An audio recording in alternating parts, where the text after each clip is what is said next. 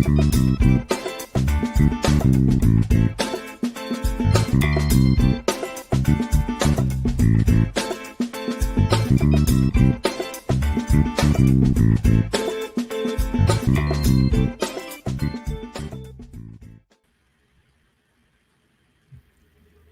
everybody. I'm Suhavi Arya. Welcome to the Makers Bar podcast. Today we have with us Dr. Anandhi.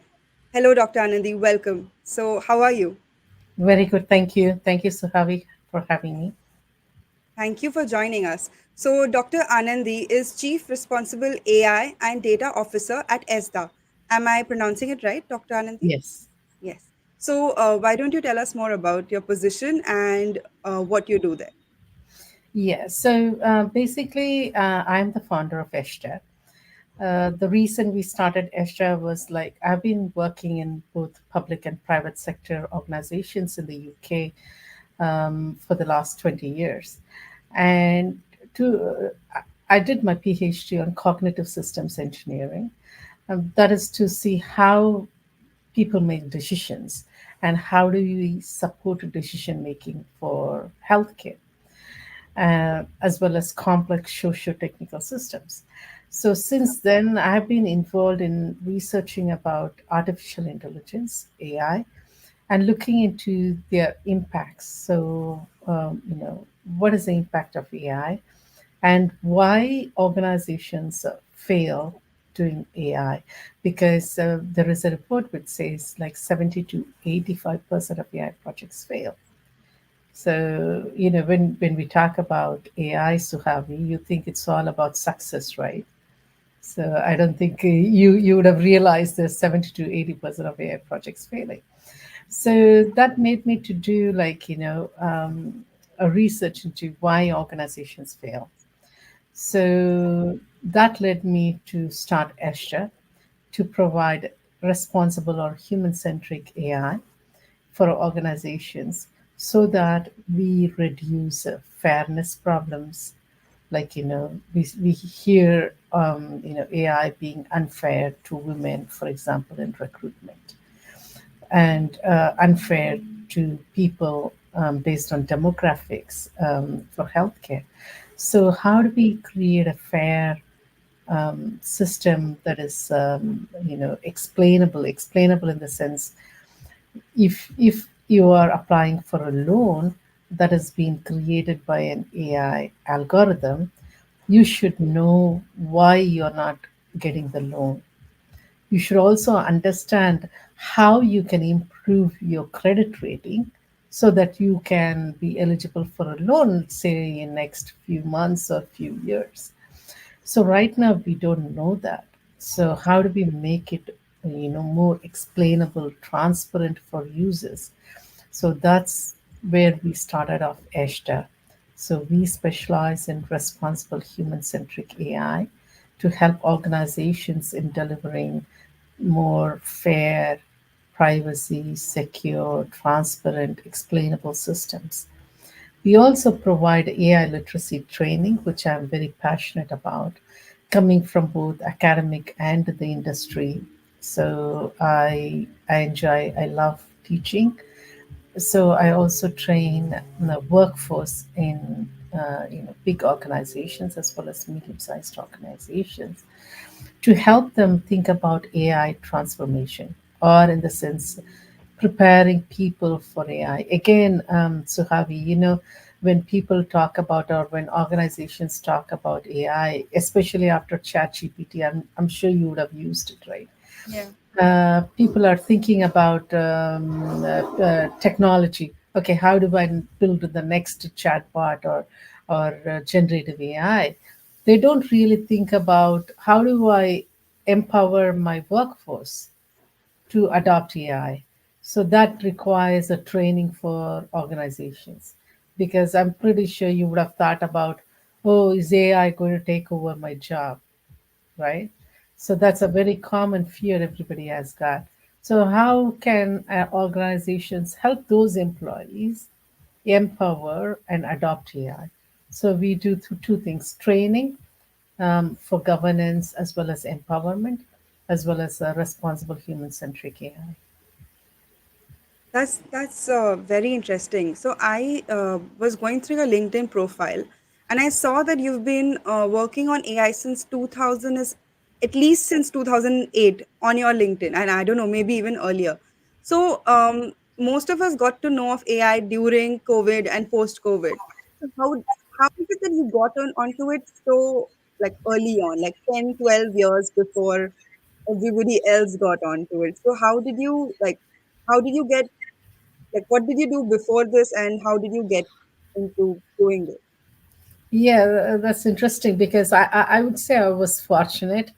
I'm born in India, and then I went to do my master's, like many Indians go out. So I went to Australia to do my master's in computer science. And during that time, I was very much interested in AI. So I got internship in my lab itself in the university, in the AI lab, and they were looking into knowledge management system. So based on rules. So right now you don't really call rules. Some people say it's AI. Some people say no, it is not AI. But that's what we were doing. So we were looking into that in 1999. So that really interested me into AI. But unfortunately, at that time, AI was not considered very sexy, right? Like you Mm. said, people hardly knew about it, and there were less jobs in AI apart from at that time in Australia in university, right? University labs. So I then came out to the industry, and I was working in Java programming and .NET programming.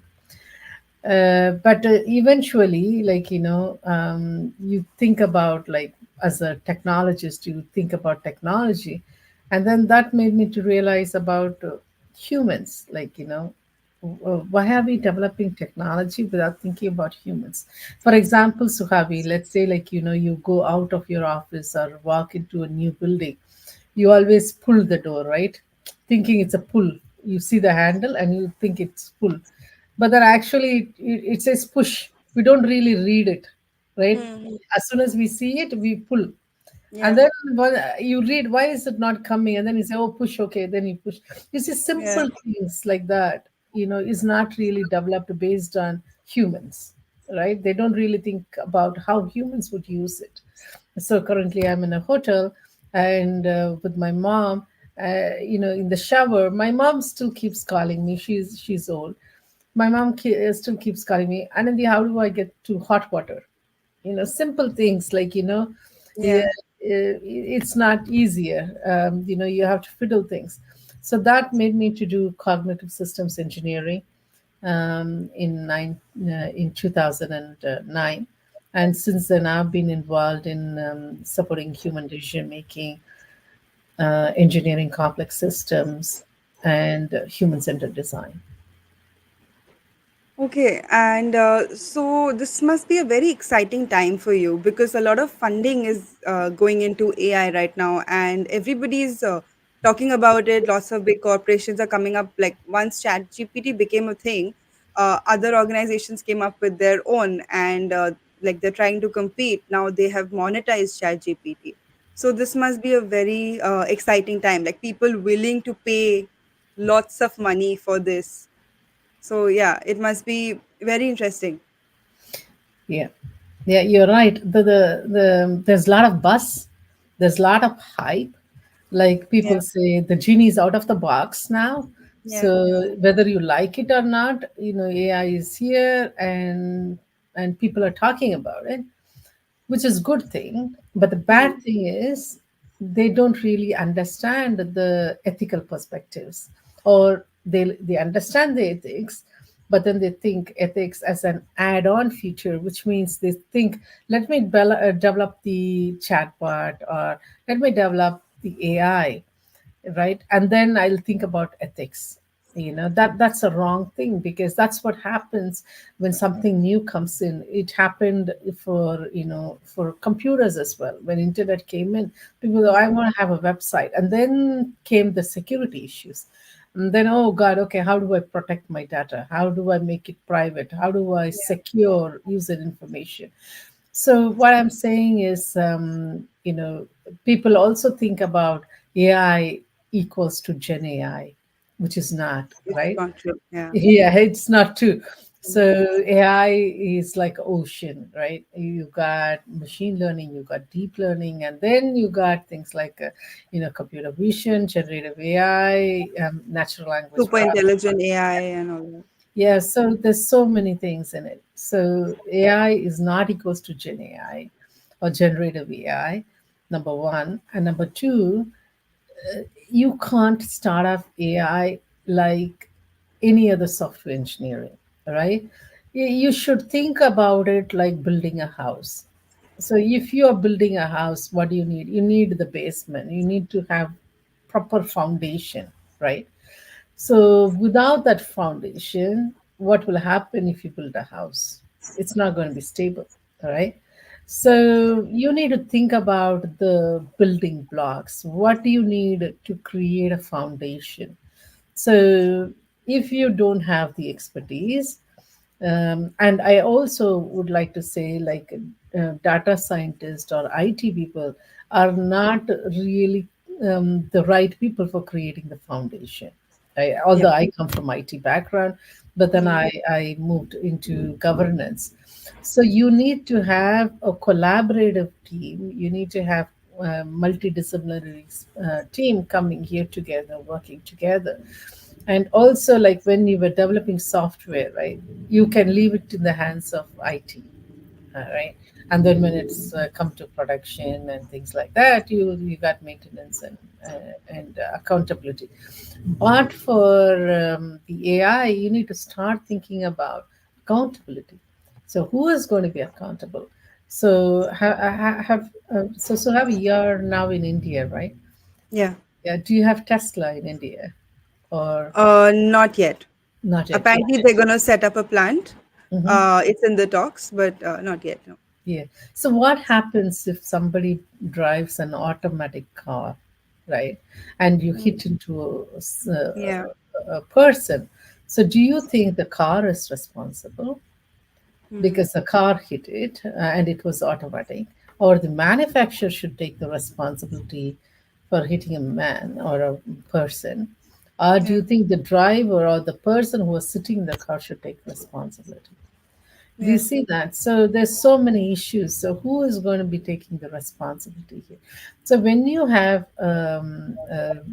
let's come back to just generative AI or a chatbot.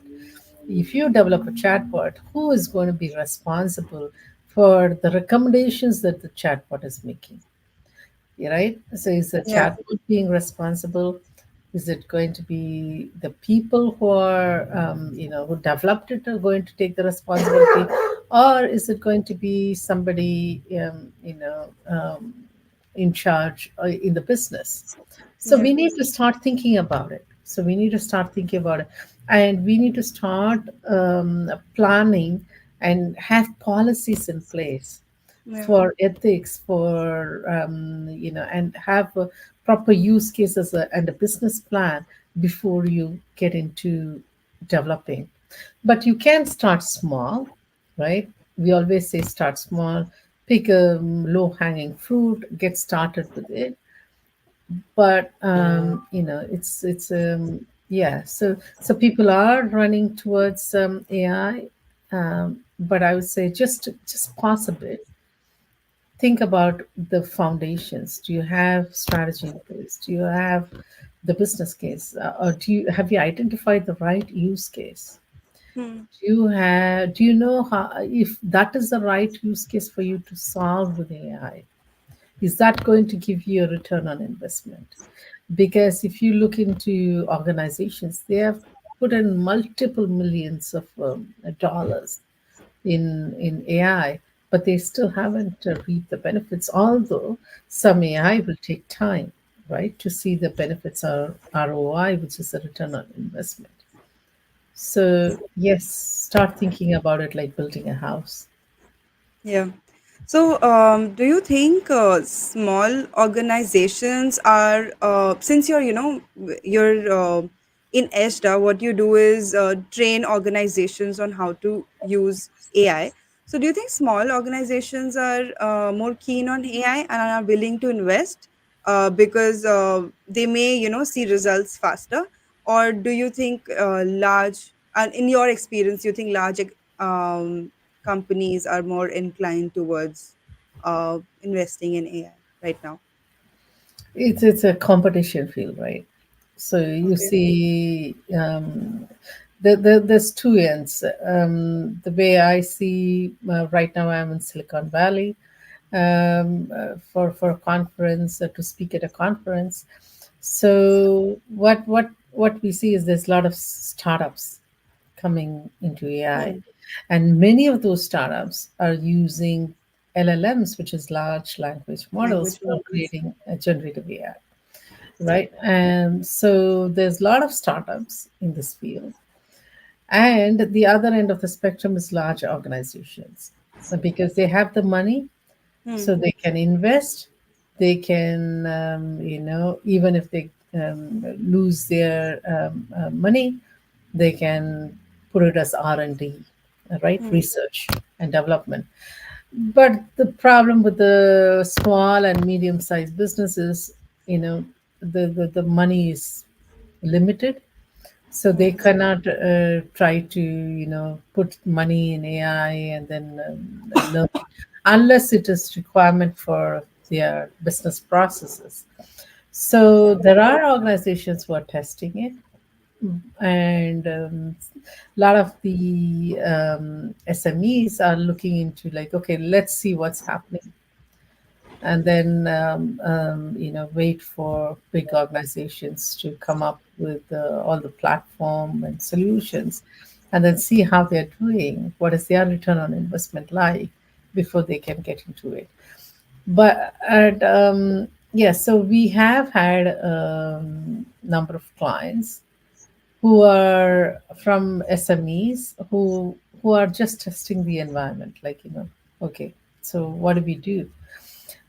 The problem again with them is they think AI is just about technology, right? They think, okay, if I have AI, then yes, I got AI. Mm. And some people use it like a marketing buzzword. Yeah, so they say, oh, we are AI powered, we are using ML ops and all these things. So, for example, so have we, like, FDA approvals. Like, FDA is an organization which approves medical devices, as well as other things. But if you look into the FDA approvals for AI or ML medical devices, since 1999, do you know how many? Can you just have a rough estimate how many FDA approvals have been approved since 1999? Any idea? AI related. Yeah, From 1999 till before COVID, maybe very few, and maybe after COVID, lots. Was yeah, was yeah, that yeah, yeah. But how many do you think? Just put a number on it. five? It's still 1999 to now, five. Wow. Okay. Actually, you are really thinking of the low spectrum, Okay, because it's a two. It's about less than 400. Okay. okay. Right. But that itself is less, like, Yeah, for a long time period, more than yeah, 20 long years. time. Yeah, We're yeah, talking about like nearly 2 decades, right? yeah. And it's just less than 400. So Okay. what is why, like, if you take any research publication, you see there's so many publications in healthcare.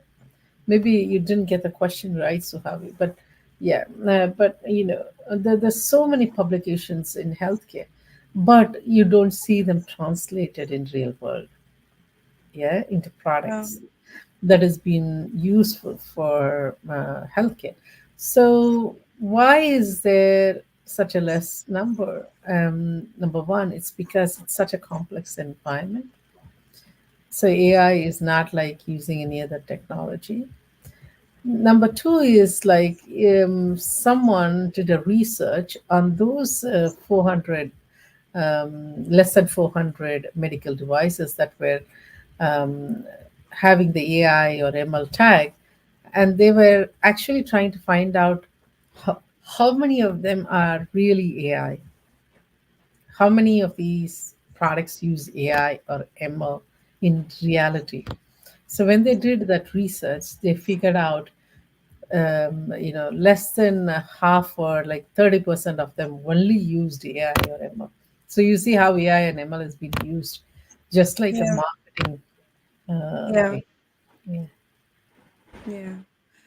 Yeah. Okay. Actually, I don't know how FDA goes about approving things, and I have absolutely no I idea how know. they. That's why I said Yeah. maybe you didn't get the question right. Yeah, Yeah. I Also, get that. not based out of the US, right? Or the UK. I I know. mean, out of No, I India. totally So, understand. Yeah. yeah. So, And I don't think you are in medical field as well.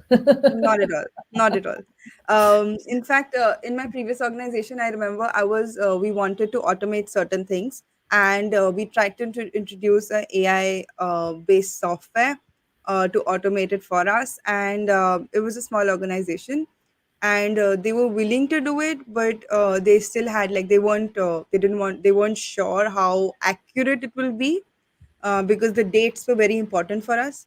So we didn't end up going ahead with it that time. And in my present organization, uh, big place, and they haven't even started thinking about uh, using AI Yeah. yet. So Yeah. So there you yeah. go. Yeah. So since you've started Eshda, what are the most significant challenges that you have faced in the initial stages of your business, and how did you overcome them? Yeah, I'm still trying to overcome my challenges, by the way, because, like I said, people think AI as just a technology. They don't really think about the people. They don't think about the governance. So, from the start, I mean, so that is a big challenge for me.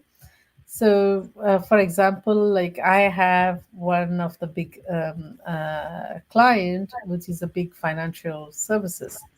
So they developed a customer service application in their organization to automate the customer inquiry. So what they did was they have developed the software, but the people within the organization were not trying to embrace it, like we're not trying to adopt. A, they thought it's going to take away their jobs, and B, they thought like they are better at their job than the customer service. And C, they never had information about how the software was developed. So they didn't know how it's going to help them in their day to day life. So all these three barriers, made people not to adopt the customer service within their organization. So what did the organization do? They hired us. They said, okay, can you train them, provide them with AI literacy? Like we had IT literacy before, right? When IT came into place, like we were trying to educate everybody how to do typing, how to do click the mouse, how do you go into the internet, how do you send emails. So similar to that, we have AI literacy. So what does AI do to their organization? How other organizations are using AI, and why should they use AI, and how can they enhance their jobs, or how is AI going to be effective for their day-to-day job rather than replacing them. So that we did like a training for the organization, and that helped the employees, number one, for not only adopt AI within the organization, but number two, the HR department started thinking about, oh, okay, so Anandi, your team talked about how we can use AI, and I just did a research. My competitor is using AI for HR, and we have got all these data in HR. So can you run a workshop for us to help us identify the right use case for HR? So you see how. So it's helpful right now. So that is the challenge for us. Unless organizations burn their money, are like are on the verge of failure with AI adoption, they come to us and then they ask us, can you provide us AI literacy training? Can you provide us some workshops for use cases or strategy or governance workshop? So that's the biggest challenge for us right now, because people only think about the Short-term success challenges. stories, yeah, success stories in AI, and they don't know the processes that's involved to succeed. Like some people say Amazon is an overnight success, but gosh, okay, it took years for them to build the foundation, and we see the Amazon right now way different from what it was before, right? The same way, people talk about Nvidia. That's the biggest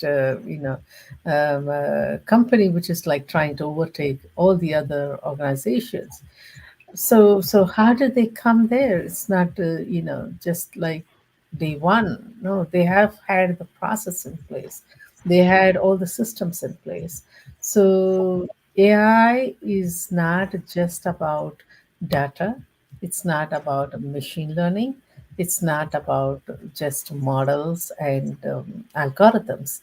It also involves people. So start putting processes in place. Make sure you have the building blocks.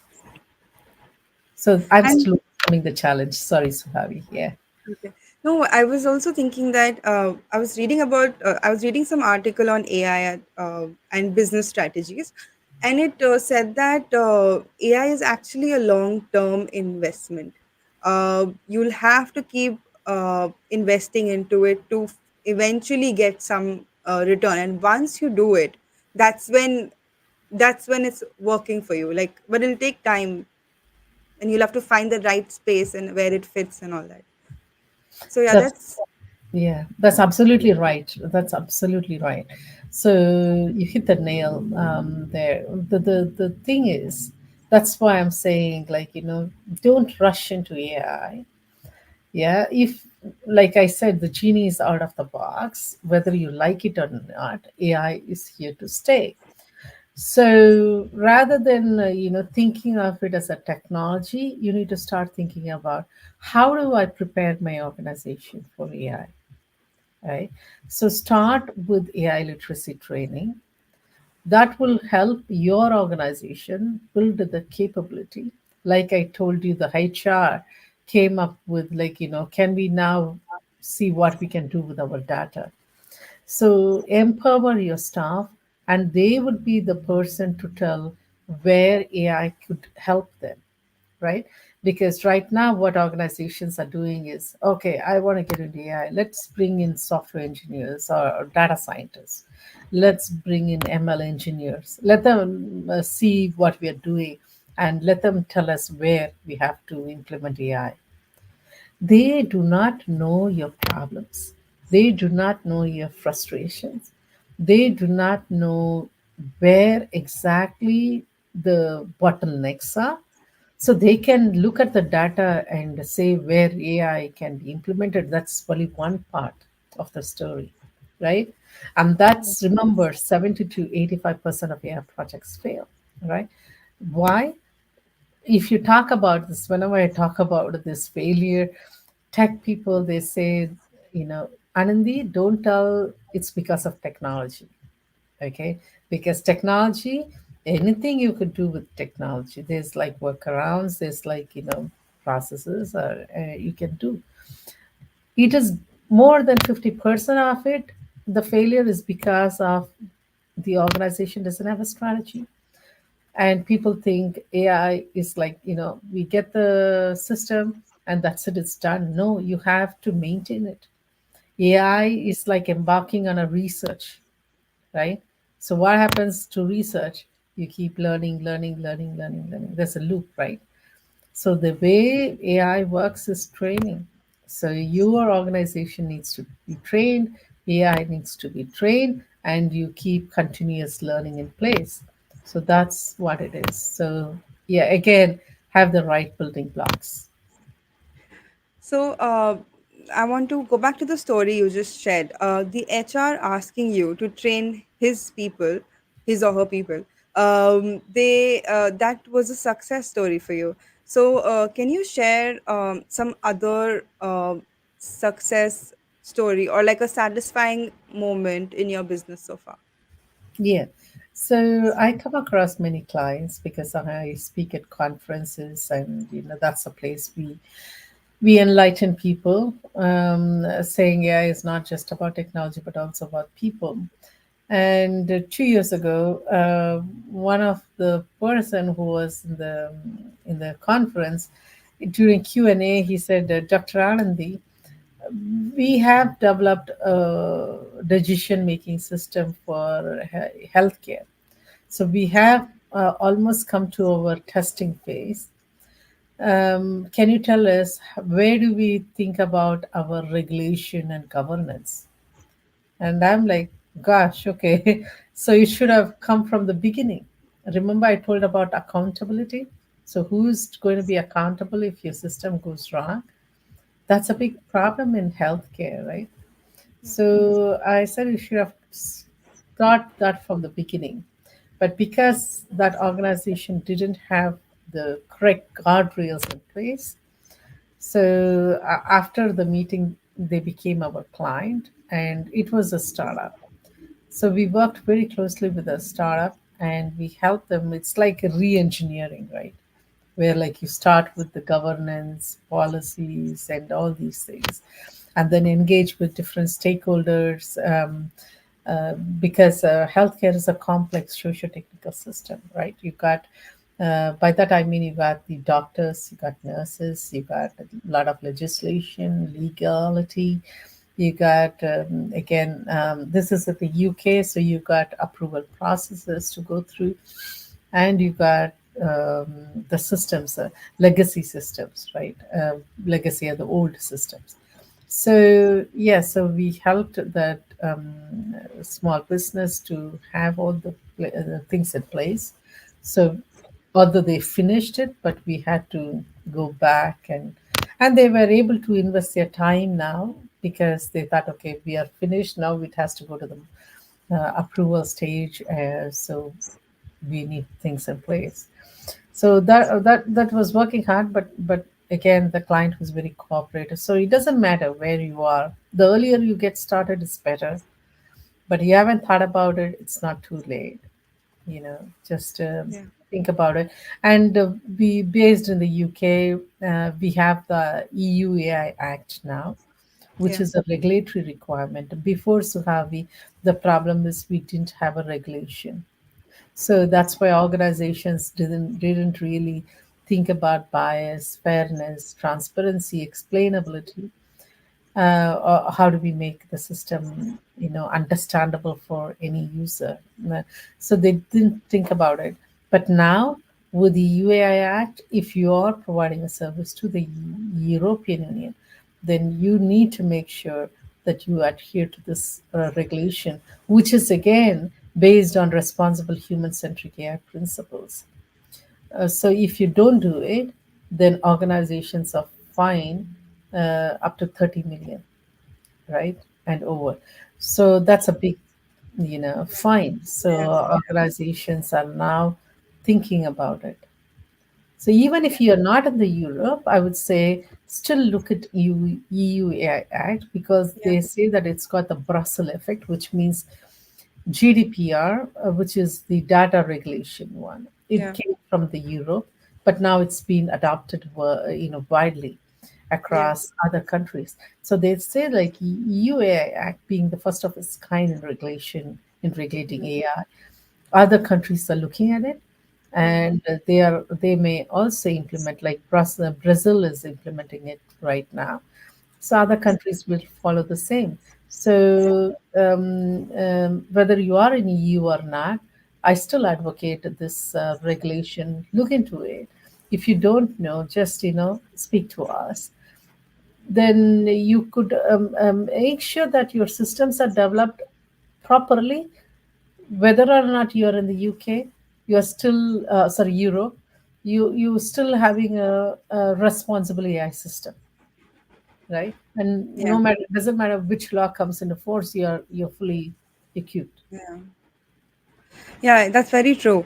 In fact, even when India did not have a Personal Digital Data Protection Act, we in India we used to have agreements that said that we will be compliant to GDPR. Some Mm, agreements actually used to say that, and now that India has a digital competition bill, which was introduced a couple of months ago. It is very similar to the Digital Markets Act, which is in, I think, in the EU and the UK. So it is possible that the EU AI Act, somewhat some parts of it or something will be implemented in India as well. At least whatever is applicable. exactly. Yeah, we Yeah, only that's have we have like we just had like one or two advisories on AI till now in India. We don't have a law yet, but hopefully in time we could. Yeah. mm, mm. So, you've been working on AI for so long, and you've done so many things in this field. How do you define success for yourself, and how has that impacted the standard you've set for success in your business? Okay, so we are is still in the startup mode. So if we can create a social change, for responsible AI, because AI is not just going to affect the user, it is not just going to affect you, me, it's going to affect everyone else. It is going to affect our next generation. Yeah, the kids and kids. So we need to make sure that we are leading the future in the right way. My son, he is doing philosophy and politics in university.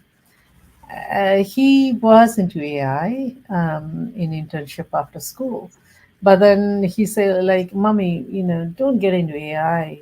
Don't do AI because it's so unethical." I say, don't think about it. If you think AI is unethical, then this is a time for us to ensure that we create a better future because the genie is out of the box again. So organizations are going to implement it. So for me, success is, how much impact I can create for the next generation. So how much I can empower organizations to drive responsible human-centric AI principles. So what, yeah, that's how we think. Everything matters. Like it's a very big impact. Yeah, it's going to have a huge impact, not just now, but for the future. So, but it just requires a change of mindset for people. So, if we can create that change of mindset, and if we can help organizations to think systematically, then that's our success. Yeah, that's great to hear. And like, how do you ensure that this key value that you represent, that ESTA represents, is also upheld by the people in your company?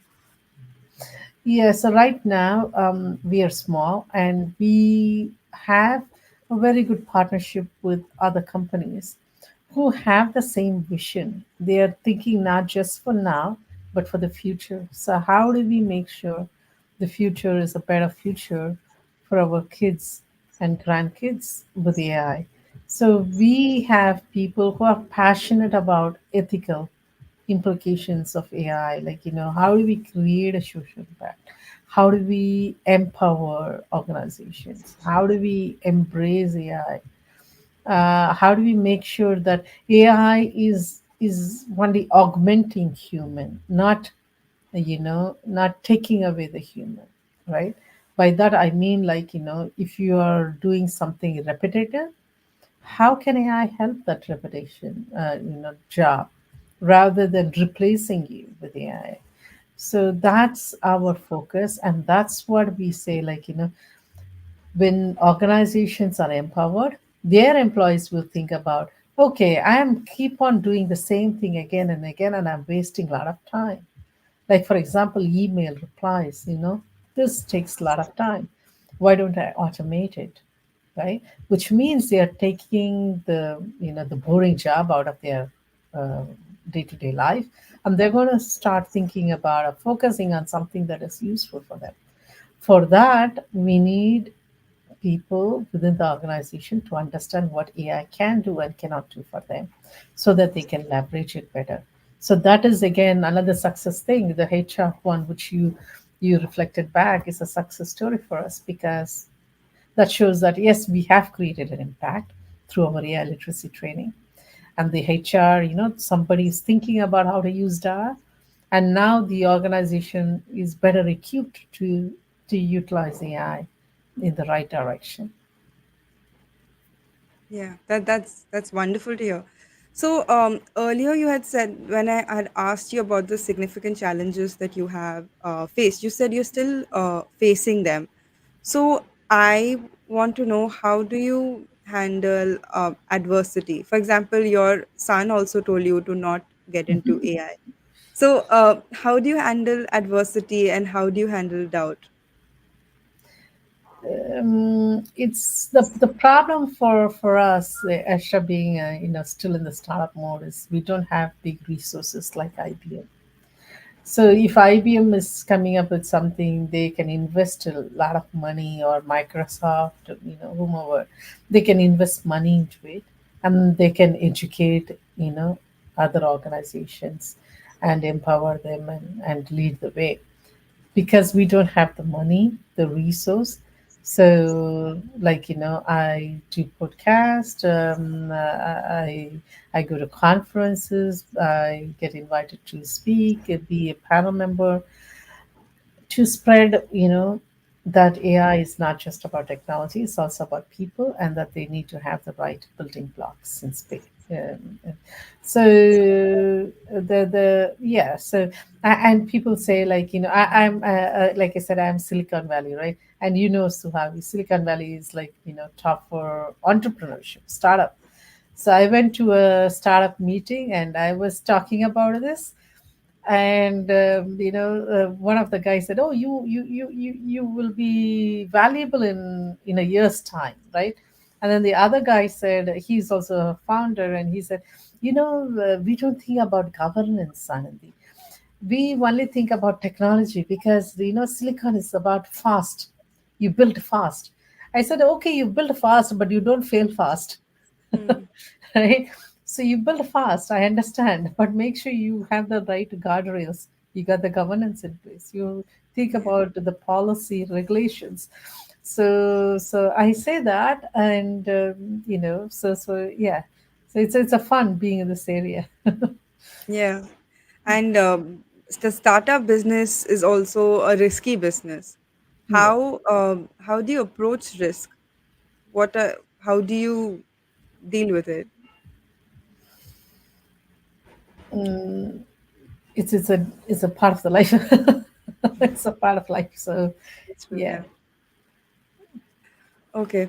And can you share with us a story that was, I mean, it was, for example, a failure or something negative to begin with, but it later becomes a success or a valuable lesson for you or your organization? Yeah. So again,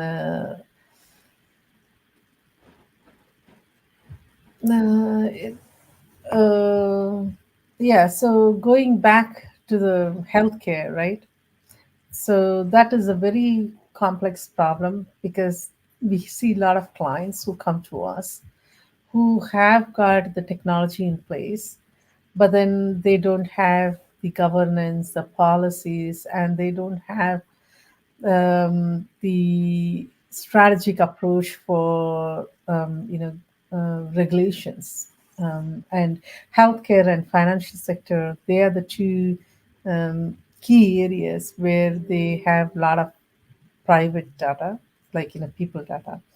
and it's a complex environment. So dealing with that kind of customers, we see customers who are like, in their early phase of AI, and they are in the middle phase or in the end phase of AI, and then they want to do the reverse engineering. So that's a very challenging place to be. And because once you develop AI, for example, let's say to make it understandable for users, right? So let's say with the healthcare, we had a hip replacement project where they had to make outcome scores and think about how effective is the hip replacement. So we were developing a prototype for that. The organization said, okay, how do we make it more explainable, right? And that was after the prototype was done and the design and stuff like that. So it became very hard for us because to pull in all the different specialty, the consultants, the nurses, and everybody, and then to redesign and re-implement the system. So that's where you need to spend money because it's an extra effort, right, which you haven't thought about. So, but at the end, that organization after the design and testing phase, it was very well received. So and adopted because we had a human centric approach. So yeah, we should have been in the prototype phase for that to help the organization or much earlier, but because we didn't get involved or the organization didn't think about it till the testing phase for this HIPAA thing. So it took a long time. But but the adoption rate from the clinicians, from the nurses was much high. And yeah, so and they went on to get the second phase of finance for the project, so they were only financed for the first phase but not for the phase two, so they went and got more finance, and now, like, they are fully equipped to deliver. So we just do consulting here and there for them, because we have done most of the things and we have the process in place for them to continue with it. So that, I think, was a very complex one because they didn't think that there was a need when we were approaching them during the prototype phase. So they only started only after doing the testing. Uh, and we had to now, go back and do all the design and everything again. But after that, like, yes, so this we were very happy that we were part of their next funding phase. So that's great. What is the future of Eshda? How what is the long term goal? So we want to develop a platform. That's the long-term goal, where, like, we can scale the business. So it's not just going to few organizations, but we want to empower as many organizations as we want through this platform, and that requires funding. And we are looking for support people to support us in that journey, but we also want to work with organizations currently so that we can develop the system and process in place to help to build that in the technology. So that's what we're looking into. Okay. So I want to ask you two personal questions. The first one being, can you share with us uh, what influences you in your journey? um, I will I want to, like, from the time, there's two things. One is personal and the other one is business, right? So from a very young age, I want to make a change. Like, I want to create positive impact for human life in many ways. Like, when I was little, I used to go to Mother Teresa home in India, teach those kids. And then I used to think, oh, I should build a old age home kind of a thing. But now that I'm in technology, I think, okay, if I build a platform or a system, not just few people, but I can create impact for many people. So it's evolving as I go into my next phase, next phase, next phase. So that's a personal motivation. The business motivation is like, how do I create impact for organizations to drive a better future for our children, like I said. So how do we make sure that people are thinking about responsible use of AI, not just the organizations, but also in general? So that keeps me motivated. When I see an AI failure, that thinks, okay, I need to help other organizations not to make a failure. So those are the things that keeps me going. Wow. And my second such question and my last question to you today is, what do you think? Uh, what are the most critical skills that you feel an entrepreneur today needs, and what advice would you give them? Don't shy away from failures, right? So, or negative feedback. So you believe in something, make sure that it's got a need to solve. Like, whatever you're doing, make sure there is a need for you to do whatever you're doing. And if there is a need, just to keep going, keep going. But it's also very good to, don't be like, take negative feedbacks, don't shy away from them, but see how we can improve. So it's a long journey, right? Being an entrepreneur is a long journey, and I've been an entrepreneur before. So I have had a few other startups before, and I have made exits. So it doesn't matter. Make sure you have a very good support system as well in place. And if you don't have, especially for women, right? Yeah. So it's hard to get a support system. So make sure you have a good support system. And if you don't have a good support system, create a support system, right? It's all about empowering people around you. Tell them Yeah. about your vision and go to local networks, meetup groups, see whom you can talk to.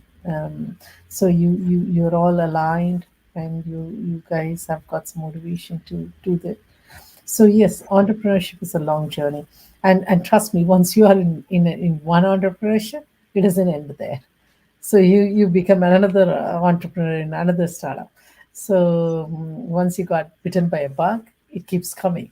So it doesn't end there, but it's a lovely journey. It's a lovely journey, and just embrace it. Thank you. That was great. In fact, I wanted to point out that it's lovely to see a woman in this field, because it's new field in India, but I mean it's been your field for so long. But for me, I thought, it's already been pointed out to you. I'm assuming so many times that I didn't want to point the obvious. Yeah, yeah. But yeah, thank you so much. Thank you so much for Thank this you. conversation. Thank you, Suhavi. I really appreciate your questions. I know you have done a lot of research. You came up with talking about the Indian GDPR and the digital system. Fantastic. Thank you so much. I enjoyed the conversation. Thank you. Thank you for joining the Makers Bar podcast. At Makers Bar, we are on a mission to create and raise 1 million leaders. Thank you so much. Thank you.